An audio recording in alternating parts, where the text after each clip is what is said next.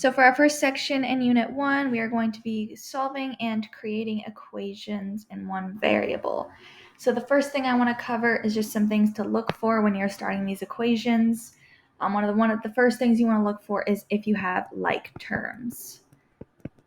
If you have like terms, you want to go ahead and combine those first before you do anything else. The next thing you want to look for is distribution. If you have anything you need to distribute over, go ahead and do that. And then we get into more of the solving. So the first thing that you're going to do is add and subtract things over. Then you multiply or divide. So kind of following our PEMDAS.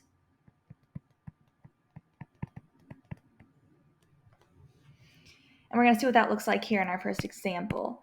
So in our first example, I do have some like terms. So I'll go ahead and highlight those.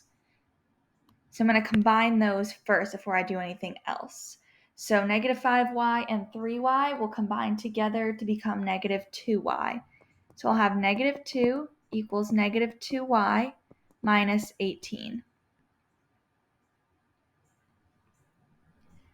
And looking over here next to distribution, I don't have any of that, so I'm going to go ahead and go on to my adding and subtracting. So remember, the goal of this is to always get the variable by itself. So I'm trying to get this y alone. I want that to be alone. If you need to make yourself a note of that, you can. So you want to get the letter alone. So to do that, I'm first going to have to move that 18 over. So I'm going to add the 18 over. Remember, it's always your opposite operations. So because that was a minus 18, that's why I'm adding 18. So I get 16 equals negative 2y.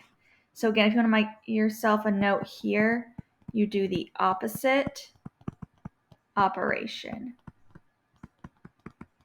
when it comes to adding and subtracting and multiplying and dividing. Opposite of what you see there. All right, so here, again, trying to get that y alone. So if I have negative 2y, which means negative 2 times y, I have to do the opposite, which is divide. So I'm going to divide both sides by negative 2. And I get negative 8 equals y as my answer. Another thing that is helpful when doing this is to make a line down the equal sign, so you make sure that you do the same thing to both sides every time. Okay, let's try this next example here.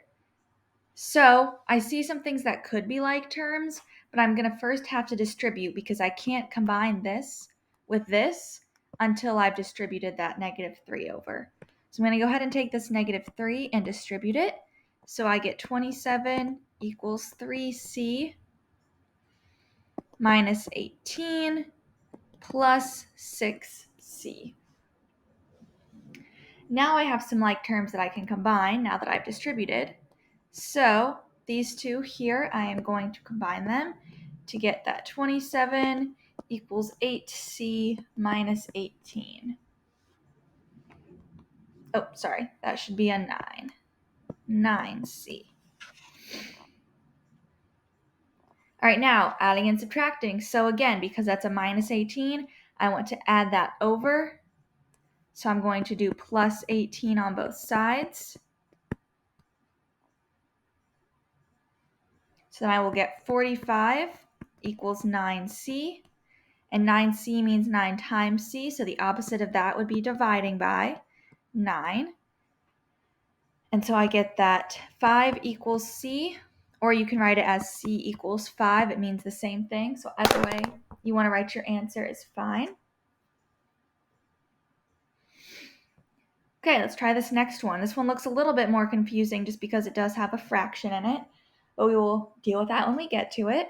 So the first thing that I want to do is deal with the distribution and the adding and subtracting over. I'm going to go ahead and do that all in one step just to make it a bit easier on myself. So I'm going to take this 2 and distribute it over, and I'm also going to add this 8 over.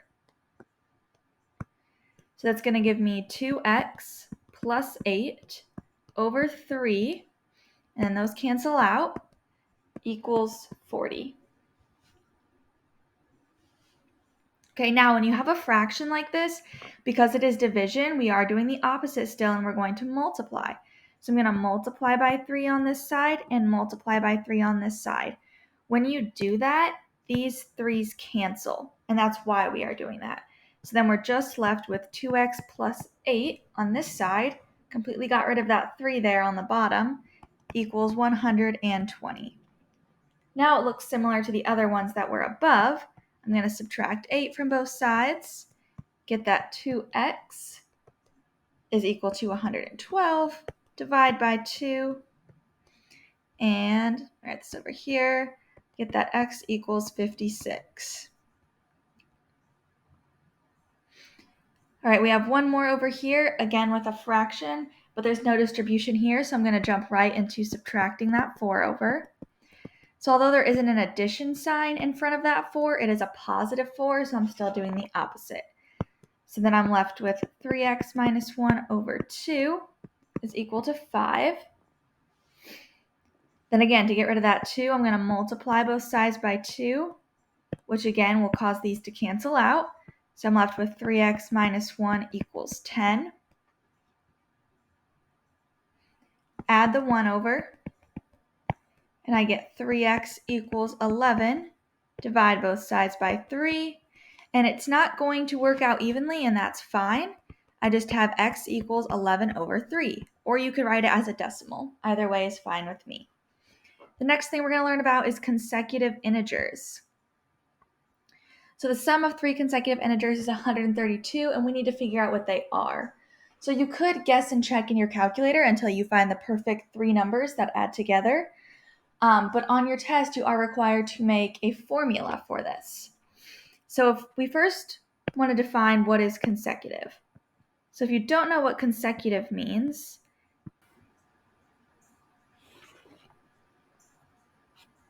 so if I have a number like 2, the next number would be 3, right?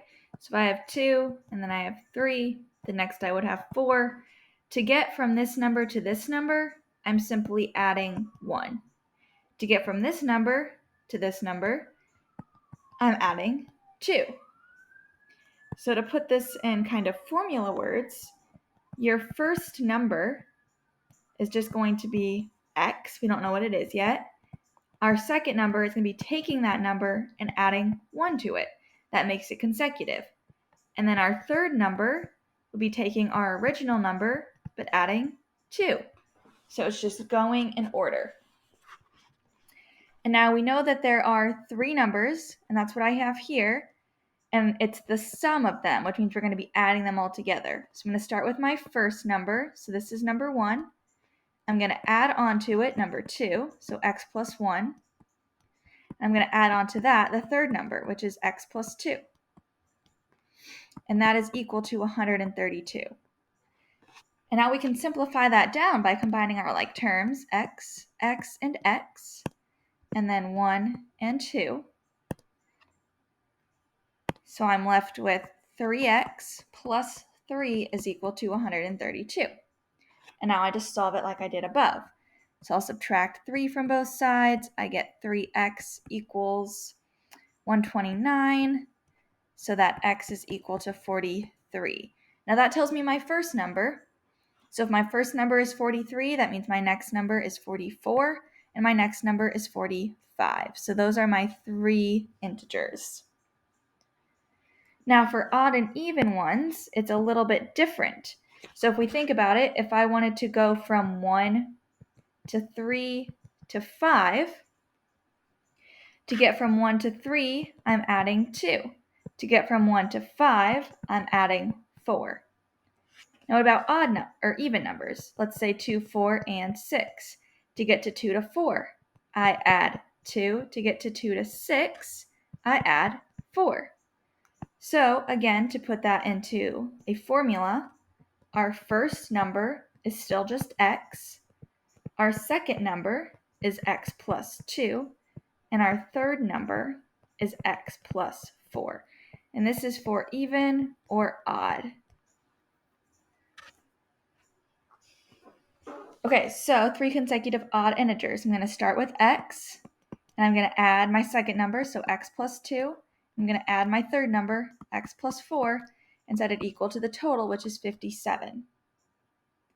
Combine my like terms, I get 3x plus 6 is equal to 57.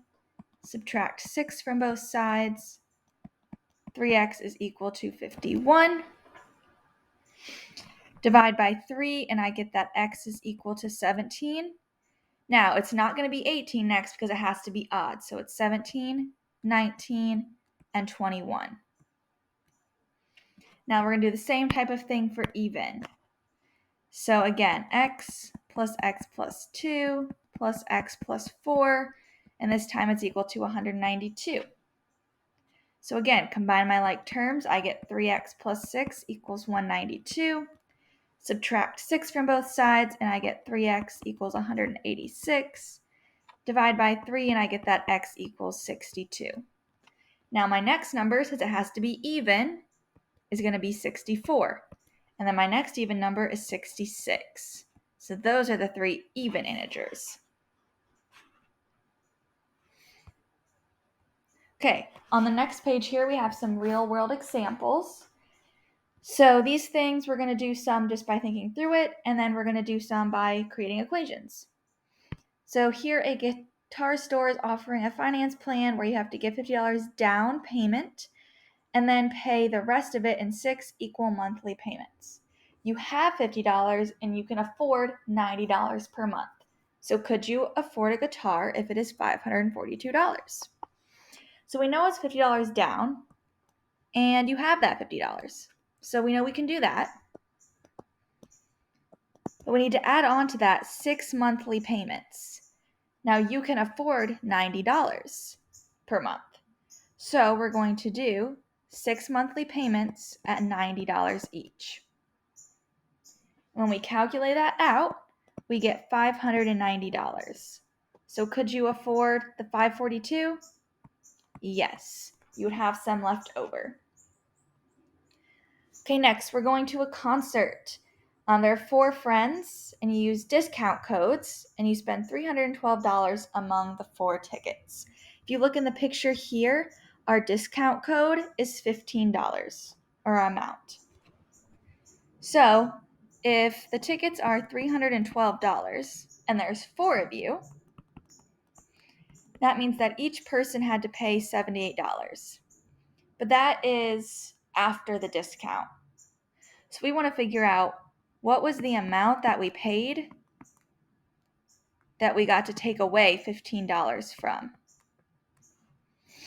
So we're just going to add the $15 back to the 78 to get 93. And that's how much each ticket was.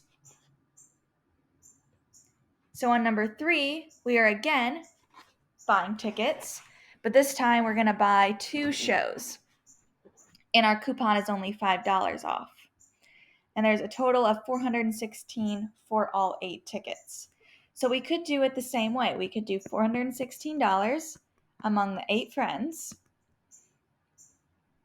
which gives us $52. Now it was $5 off, so we have to add that back on to get $57 for each ticket. I'm going to show you how you could do that in an equation way. So $416 is our total, and we know that there were 8 friends, and, well, there's 4 friends, but we're buying 8 tickets.